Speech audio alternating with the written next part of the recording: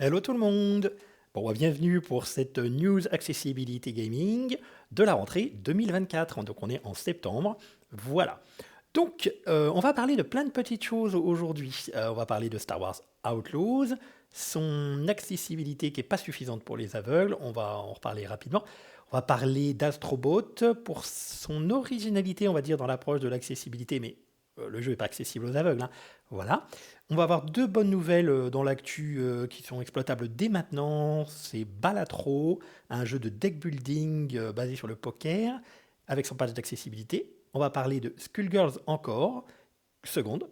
Voilà, le nom est long, et en plus je l'ai dit un peu dans les ordres. Vous verrez ça tout à l'heure. C'est un jeu de baston. Là, ça va être très accessible. On a quoi que dans l'actualité, on va parler de matos avec des manettes, ça se développe bien, des manettes pour différents types de handicap moteur. Les choses évoluent tout à fait dans le bon sens. On va parler de plusieurs jeux qui se dotent petit à petit de lecteurs d'écran, de meilleures options d'accessibilité visuelle notamment. Mais bon, malheureusement, ça fait pas le job pour les mâles et non-voyants. C'est une tendance actuelle. Il faut le savoir, voilà. Et je vous en parle un peu plus en détail dans cette vidéo. On va parler également de de l'agenda, des sorties. On va voir qu'on a deux très bonnes nouvelles qui arrivent dans pas si longtemps, parce que les deux, dans moins d'un mois, ce sera fait. Et on aura une troisième petite nouvelle plus nuancée sur l'agenda. Voilà. On tient notre programme, donc je vous propose que sans plus tarder, on y aille. Oui, voilà, ça y est, on y est, c'est parti. Bon, donc Star Wars Outlaws, on a fait une grosse émission avec des invités, des streamers non-voyants spécialisés accessibilité jeux vidéo sur notre chaîne. Donc allez écouter, vous en saurez énormément sur Star Wars. Et ce qu'il faut juste retenir là très très rapidement, c'est qu'à sa sortie, il y a deux problèmes majeurs pour très malvoyants, non-voyants. La localisation en français, ils ont un lecteur d'écran, ils ont de la description et tout ça, mais quand la console est en français, le jeu est en français, ça ne prévient pas, ça ne lance pas par défaut le lecteur d'écran, c'est impossible de toute façon de l'activer tant qu'on n'a pas mis le jeu en anglais. Enfin bref, voilà, c'est quand même un point noir pour un jeu qui est fait par un studio francophone, français. Voilà.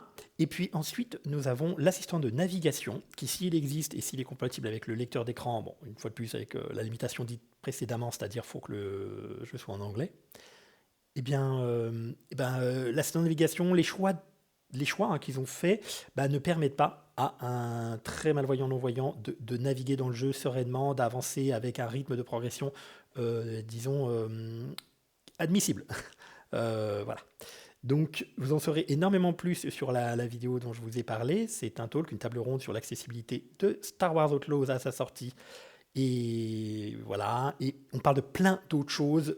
Allez-y, parce que cette vidéo, elle rencontre beaucoup de succès. Et vraiment, il y a beaucoup de sujets qui ont été abordés et beaucoup de choses qui en émergent qui sont très cool. Ensuite, allez, je vous parle maintenant d'Astrobot, parce que c'est un jeu qui vient de sortir sur PS5 qui fait beaucoup de bruit parce qu'il est a priori très bien. Et tout simplement, il n'est pas accessible aux très malvoyants, non-voyants. Mais si j'en parle, c'est parce qu'il y a deux options de... Enfin, c'est pas des options. Il y a deux choses dans le design de base du jeu qui font que finalement, ça fait réfléchir sur ce que c'est que l'accessibilité et comment rendre des jeux accessibles. La première, c'est qu'en fait, dans le jeu, il n'y a pas de langage, il n'y a pas de mots, il n'y a pas de texte, il n'y a pas de dialogue au sens propre. Je précise que c'est quand même un petit jeu de plateforme, enfin petit, c'est un grand jeu de plateforme. Il est en train vraiment de... La presse jeu vidéo est vraiment assez conquise. Et ça rappelle un peu l'ambiance des Minions, vous savez, au cinéma. Eh bien, ce jeu, il y a plein d'émotions. Les personnages parlent, font des bruits, des cris, on comprend leurs émotions, on comprend plein de choses. Mais il n'y a pas de dialogue, donc en fait, pas besoin que le jeu soit doublé en français, en anglais, en machin, puisque finalement, ça fonctionne sans vraiment langage audible pour le joueur. Donc, pareil pour les sous-titrages, la taille des sous-titres, etc. Évidemment, ça résout tous ces problèmes si par défaut, by design, le jeu propose pas de dialogue au sens où on va l'entendre de manière classique. C'est une première piste de réflexion sur l'accessibilité des jeux vidéo. Et puis, pareil, apparemment, il y a une caméra dynamique dans ce jeu qui a une approche assez cool. C'est que, en fait, elle s'arrange pour attirer l'attention du joueur sur tout ce qui est important. utile que par exemple, si vous avez un ennemi qui vous arrive dans le dos, bah, la caméra va s'élargir, le champ de vision, etc., pour que vous le voyez. Vous savez, en principe, dans les jeux, pour ceux qui voient, bah, la caméra, elle regarde devant le personnage. Après, on peut nous-mêmes, manuellement, bah, soit tourner le personnage, soit on a un stick analogique en général qui dirige uniquement la caméra, pour bon, si on veut regarder au-dessus, en dessous, à droite, etc. Mais là, apparemment, la caméra, elle fait un job excellent toute seule, et c'est programmé, hein, tout ça, ça arrive pas par hasard. Elle attire l'attention sur les points d'intérêt, y compris dans les combats, dans les dangers. On peut imaginer par exemple pour les personnes sourdes, malentendantes qui jouent au jeu, bah, même s'il y a une machine interactive qui fait vachement de bruit ou un élément qui fait du bruit mais qui est un élément de gameplay important, eh bien la caméra va le montrer, va se tourner vers lui. Bon voilà. Ce que je peux en dire, c'est que c'est sympa de voir qu'il y a encore des choses à penser, à inventer sur l'accessibilité et sur du design comme ça qu'on pourrait qualifier de universel. Bon, malheureusement, ce jeu n'a pas de lecteur d'écran de base ni d'assistant de navigation pour nous. Donc dans les menus, aussi peu qu'il y en ait, bah, dans les menus, nous, on serait perdu si on ne voit pas. Et puis, pour les déplacements, j'en parle même pas. Voilà pour ces deux jeux. Allez, on passe aux deux nouvelles plutôt sympathiques de la rentrée. Nous avons le jeu Skullgirls Second Encore. C'est un jeu de baston japonais, très riche, ambiance manga sombre, animation japonaise, etc. Il y a des doublages en anglais dans le jeu. Eh bien, blindtech.net propose un lien de téléchargement complet du jeu et tout est préconfiguré, tout ça. Il y a juste à le télécharger, l'installer, le lancer et en fait le jeu il sera compatible lecteur d'écran. Donc, alors il n'y a pas de contenu d'audio description, des choses supplémentaires. Par contre, ce qu'il y a dans le jeu, c'est grandement rendu accessible, pas tout, mais grandement rendu accessible avec le lecteur d'écran. Surtout, premier lancement, ça se lance en français, ça fonctionne direct avec le lecteur d'écran. Moi, je suis assez ravi de l'expérience. Je voudrais quand même alerter les joueurs sur le fait que le jeu il est relativement quand même accessible en termes de coûts, de combat, etc. Mais le tutoriel, il est très sympa, il est en français, le lecteur d'écran pas. Mais très vite, quand on avance dans le tutoriel, on va se retrouver avec des instructions qui sont vocalisées et qui deviennent un peu complexes parce qu'ils utilisent comment dire, des raccourcis de lettres, machin. Donc au début, il vous les explique, hein. Mais au bout d'un moment, j'avoue, le cerveau, il chauffe un peu, surtout qu'on ne peut pas vraiment réécouter les messages. Enfin, si, il faut relancer le tutoriel. Ça se fait en 2 clics dans le menu des options. Mais voilà. Donc c'est vrai que ça demande quand même un peu de concentration. Bon, de toute façon, les tutoriels, on n'est pas obligé de tous les faire dans l'absolu si on veut juste se défouler. Ça peut marcher. Donc il y a des doublages, une ambiance cool, il y a 14 personnages jouables, me semble-t-il, un mode histoire pour chaque personnage. Voilà. Petite expérience personnelle, j'ai complété l'expérience de ce jeu avec l'OCR, vous savez, actualiser la reconnaissance de détection de caractère à l'écran de NVDA, mais automatisé, c'est-à-dire dès que ça change quelque chose, elle le détecte, elle le lit. Je ne sais pas si NVDA est un monsieur ou une dame d'ailleurs, eh bien, tout simplement, j'ai rajouté ça parce qu'il y a des scènes scénarisées où, à mon avis, enfin moi en tout cas pour moi, il y avait beaucoup de doublages, mais pas tout. Et donc il y a des passages où effectivement, il y avait des textes, les personnages parlent entre eux, on appuie pour faire défiler les textes, faire parler le suivant. Ça, il me semble que c'était pas vocalisé nativement avec le lecteur d'écran. Par contre, avec NVDA, la reconnaissance actualisée de caractère, de contenu, ça marche plutôt bien. Avec la marge d'erreur qu'on connaît, hein, qui est celle de la reconnaissance de caractère automatisée. Voilà, je dirais que ça marche à 70%, mais c'est déjà bien. Et surtout, c'est automatique. Alors, il y avait autre chose. Oui. Et alors, je l'ai complété évidemment avec Be My Eyes, l'application PC.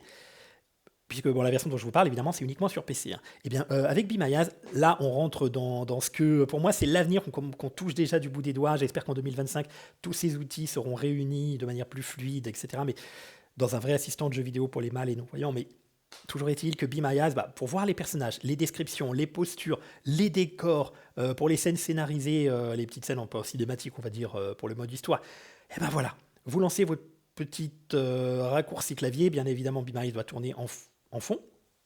La raccourci, c'est CTRL-ALT-U, je crois, et hop, en 5 à 7 secondes, il vous décrit l'image, voilà, et puis vous pouvez même lui poser des questions, vous pouvez dire... décris-moi mieux les vêtements des personnages, ou leur attitude, ou leurs expressions faciales. Enfin, voilà, là, faut encore un peu bidouiller, mais c'est là, quoi. On peut avoir une expérience visuelle du jeu, même si on ne voit pas. Voilà pour Skullgirls Second Encore. Vous aurez évidemment le lien pour ce téléchargement dans la description de la vidéo. Vous aurez les liens de toute façon pour la plupart des choses que j'aborde dans cette émission. Alors, qu'est-ce qu'on avait Balatro. Balatro, c'est un jeu de poker. Enfin, c'est pas un jeu de poker, c'est un jeu de deck building, on va dire un peu à la Hearthstone, même si ça ressemble pas vraiment en termes d'univers, de mécanique, mais c'est dans cette on va dire, grande catégorie de jeu. Eh bien, Balatro se base sur des mécaniques donc, de poker, je l'ai dit, et il se dote d'un patch d'accessibilité, un patch indépendant, hein, c'est pas directement dans le jeu, quand vous l'achetez et vous mettez à jour, ça marche, il faut rajouter un patch externe. Le jeu, ça le rend compatible lecteur d'écran. Je précise que le jeu est aussi compatible avec des manettes, pour ceux qui aiment le confort de jeu un peu entre guillemets à la console. Voilà, donc à tester. J'ai pas testé, donc est-ce que ça marche bien avec un lecteur d'écran en français? Est-ce que c'est que en anglais? Je ne sais pas, mais toujours est-il que c'est là, ça fonctionne, les aveugles peuvent jouer le jeu. Et apparemment, le jeu, bien que ce soit un jeu indépendant, c'est pas un gros studio qui l'a fait, eh bien, manifestement, il plaît beaucoup et il a l'air assez addictif. Le prix est très abordable sur Steam, je l'ai vu là à 15 euros. Le patch, vous aurez le lien en description. Je précise que le patch, ça a l'air, il y a quand même quelques manips apparemment à faire. Ils n'ont pas encore tout automatisé pour l'installation. Maintenant, bon, ça a l'air tout à fait faisable, hein, malgré tout. Allez, on va passer au point suivant. Ah, on va parler maintenant c'est pas des mauvais élèves, puisque c'est des jeux c'est une tendance actuelle, c'est qu'ils rajoutent des options d'accessibilité dans les jeux. C'est très bien. Pour les malvoyants, on peut changer maintenant, ils rajoutent qu'on puisse changer la taille des sous-titres, ils rajoutent qu'on puisse changer le fond des sous-titres, on peut, enfin, plein de petites choses comme ça. Et surtout, ils rajoutent des lecteurs d'écran, enfin des narrateurs de menus, voire même des narrateurs pendant le gameplay. Là, les deux jeux que je vais vous citer, attention, très malvoyant, non-voyant, vous jetez pas dessus, vous ne pourrez pas y jouer. Enfin, je vois pas comment, en l'état actuel du gameplay et de l'accessibilité. Maintenant, il y a des lecteurs d'écran, tant mieux, voilà. Mais il s'agit de Age of Mythology. Donc c'est une ressortie Age of Mythology Reborn, parce que voilà, c'est une sorte de remake d'un ancien jeu Oups. Attendez un instant. Super pour mon stream. Donc, c'est un jeu à la Warcraft, c'est de la simulation, vous craftez, c'est-à-dire vous gérez des troupes, vous récupérez des ressources, du bois, des machins pour aller conquérir des territoires, combattre. Et bien évidemment, le nom est assez explicite, ça se passe dans les univers mythologiques que l'on connaît. Voilà. Donc si vous êtes malvoyant, que vous galériez à jouer ce jeu, ça ne peut que être mieux maintenant. Mais vous êtes avertis pour les non-voyants. L'autre jeu qui fait ça, ah oui, c'est Doom 1 et 2 de Bethesda qui ont rajouté un patch d'accessibilité récemment. Eh bien, pareil, il y a un lecteur d'écran qui a été rajouté, mais n'attendez pas à ce que le jeu soit jouable. Les jeux, parce qu'il y en a deux en l'occurrence. Il faut quand même savoir un truc, c'est que il existe un patch par contre d'accessibilité vraiment fait pour télécharger le jeu, ça s'appelle To Be Doom, ça permet de télécharger le jeu et de télécharger des pages d'accessibilité pour les non-voyants ou très malvoyants. Et là par contre ça rajoute tout ce qu'il faut pour jouer des formes d'assistant de navigation, des narrateurs de menu, il y a même des doublages qui sont rajoutés. Alors je crois que c'est pas le mode scénario de base des jeux Doom, etc. Mais en tout cas il y a énormément de contenus qui sont rendus accessibles et ça s'appelle To Be Doom. Sur la chaîne anglophone YouTube I Legally Cited, eh bien, il en parle beaucoup de ce mode, puisqu'il est en contact avec le développeur. Et puis, en fait, des démos qu'il fait, ça fonctionne très bien. De mémoire, sur la chaîne Let's Play dans le Noir, la chaîne de YouTube dédiée à du Let's Play en aveugle, il me semble que Raji a fait également du Let's Play sur To Be Doom. Et ça fonctionne franchement bien, quoi. Donc voilà, une tendance qui se dessine, de plus en plus de narrateurs de menus, hein, mais pour autant, nous, très malvoyants, non-voyants, on ne va pas pouvoir y jouer.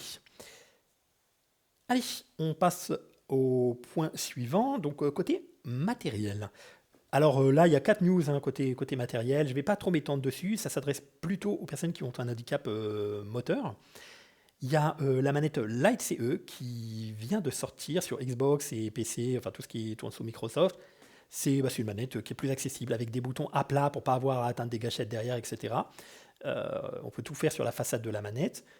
Il y a la manette Proteus qui vient de sortir. On en avait parlé sur cette chaîne récemment. C'est une manette beaucoup plus accessible. Elle est enfin, elle coûte, je crois, celle-ci quand même dans les 300 $. Mais il faut savoir que ça y est, elle est enfin disponible à l'achat. Il y a quoi d'autre? Oui, côté Xbox, il y a aussi une nouvelle manette modulaire à 30, non, oui, une trentaine de dollars. Et, en fait, il y a des embouts qui sont imprimables en 3D qui permettent ensuite de rajouter ça sur la manette pour selon les problèmes qu'on pourrait avoir au pouce ou autre, ou en tout cas pour avoir une expérience plus personnalisée vis-à-vis des sticks. Voilà, et en fait, par contre, les embouts, c'est gratuit dans le sens où c'est imprimable en 3D, donc on demande l'embout qu'on veut, on reçoit entre guillemets, le patron, le modèle, mais c'est un fichier, et puis ensuite, on a juste à trouver une imprimante 3D pour faire imprimer ces embouts personnalisés. C'est cool, c'est des très bonnes, c'est des très très bonnes initiatives. Eh bien, ces 4 news-là, vous trouverez les liens en description de cette vidéo pour creuser cette info. Bon, que diriez-vous qu'on passe à l'agenda des sorties à venir accessibles? Eh bien, alors j'ai 3 infos. La troisième, elle est plus nuancée, vous verrez, mais en tout cas, les 2 premières, a priori, ce n'est que du bon. Mortal Kombat 1 reçoit son extension Chaos Reign le 24 septembre. Donc c'est très bientôt. A priori, tout sera accessible. J'ai fait une vidéo dédiée en français et en anglais. Il y a les 2 vidéos. Où j'explique un peu tout ça. Vous aurez les détails. Mais en gros, ce qu'il faut retenir, c'est qu'il y aura une nouvelle campagne, donc plusieurs heures de jeu, de contenu, de scénarisé. Il y aura dès le début 3 nouveaux personnages jouables de la licence, Noob Saibot, Cyrax.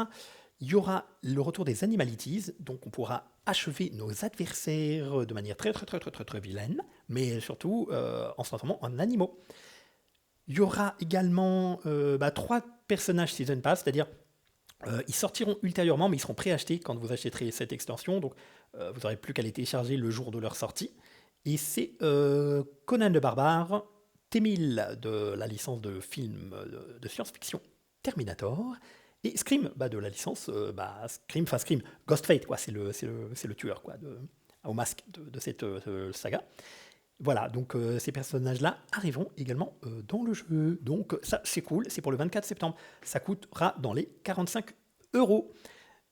Ensuite, nous avons le 8 octobre la nouvelle saison de Diablo 4 qui arrive. Pour mémoire, Diablo 4 est relativement accessible, il y a plein d'options, narrateur de menu, indice sonore pour les malvoyants, enfin vraiment, il y a beaucoup de choses, mais il manquait l'assistant de navigation.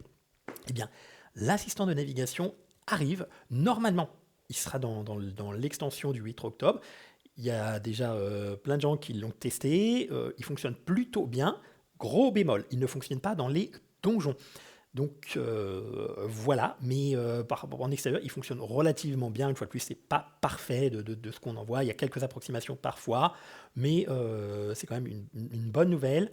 Et puis, et ça fait le job. Il y a aussi une autre option qui semble parler de pouvoir détecter plus facilement les objets interactifs autour de soi. Donc, et certainement, probablement les verrouiller pour les ramasser automatiquement, ou en tout cas aller interagir avec. Ça, c'est pas très clair comme point, j'espère en savoir plus prochainement, mais en tout cas, ce qui est sûr, c'est que ça va tirer vers le haut l'accessibilité de Diablo 4, surtout qu'il y a des nouveaux contenus. D'ailleurs, il y aura une nouvelle campagne, un petit peu comme dans l'extension pour Mortal Kombat 1 dont on vient de parler. Donc, il y aura de l'aventure, du scénario en plus. Donc bon, tout ça, c'est cool. Ah, je rappelle que Diablo 4 est compris dans le Game Pass, c'est-à-dire le Xbox Game Pass, c'est l'abonnement un peu à la Netflix. On paye un abonnement mensuel, il y a 3 formules d'abonnement, et on a accès à du contenu, tant qu'on paye son abonnement tous les mois, ce contenu, on y a accès, au lieu d'acheter les jeux un par un. Bon, faut quand même savoir, gros bémol. Cet été, Microsoft a augmenté considérablement le prix des abonnements Xbox, et en plus, il a fait monter au dernier abonnement, c'est-à-dire le plus cher, l'option qui disait que on a accès aux jeux Day One, les jeux, c'est-à-dire Microsoft ou partenaires qui sortent le jour de leur sortie directement, ils étaient accessibles dans le Game Pass, donc on payait juste son abonnement et un tout nouveau jeu qui coûtait 60, 70, 80 euros, on l'avait entre grandes guillemets gratuit dès le premier jour. Et bien ça, avant c'était réservé à l'abonnement intermédiaire qui était à prix abordable, surtout comparé à la concurrence. Et bien non seulement tous les abonnements ont bien augmenté, mais en plus maintenant il n'y a que l'abonnement le plus cher qui permet de jouer au jeu Day One. Bon, là je suis supposé vous faire ma tête pas content, mais j'ai pas la force de la faire. mais non, vraiment en ce moment, voilà. Voilà. Allez, la toute dernière news dans l'agenda, enfin ça va être un agenda fantôme. Vous connaissez le jeu Brock the Investigator, le punch and click français. Alors oui, le jeu est en anglais, les voix sont en anglais, mais sur la version PC, il y a moyen de faire parler le lecteur d'écran en français pour que tout cela soit francisé, mais uniquement sur PC.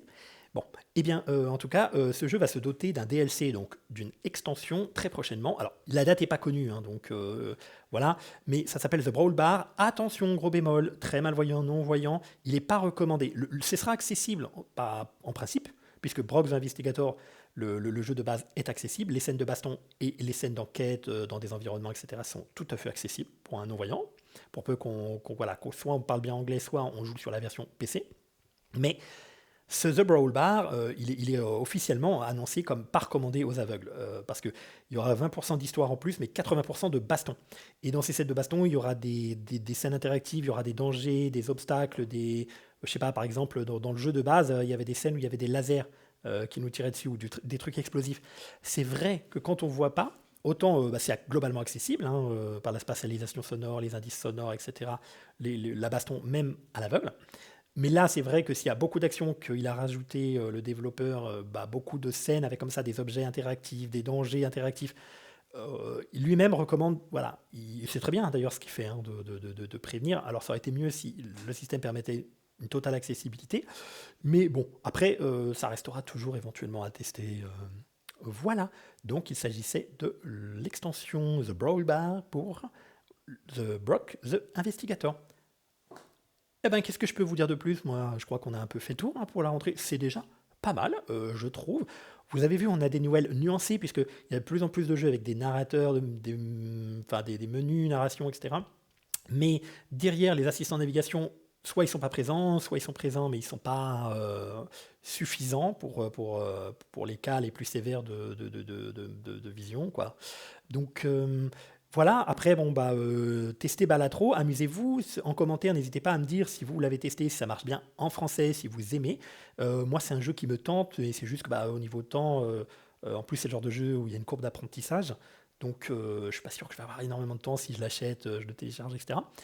Skulls Girls, si vous aimez les jeux de baston, l'ambiance manga un peu déjantée mais sombre, des musiques super sympas, un casting très rigolo, du gameplay nerveux, là vous pouvez vous éclater. En plus, là c'est gratuit et c'est accessible dès le premier lancement si vous utilisez les liens qu'on vous donne. Voilà, donc les manettes ça avance bien. Au niveau handicap moteur, c'est cool. Et on a un petit agenda. Moi, je suis content parce que je sais que fin septembre, il y aura quelque chose à se mettre sous la dent avec Mortal Kombat. Et puis, début octobre, il y aura probablement aussi quelque chose avec Diablo 4. Eh bien, ça donne un cap, hein, ça donne une direction, ça aide aussi à patienter. Et puis, qu'est-ce que je peux vous dire d'autre, à part que moi, je vais retourner à ma veille sur l'accessibilité des jeux vidéo. Et puis, je vous dis, pour cela, j'ai je peux le faire tout seul, je pense. Mais en tout cas, je vous dis à très bientôt. Ciao.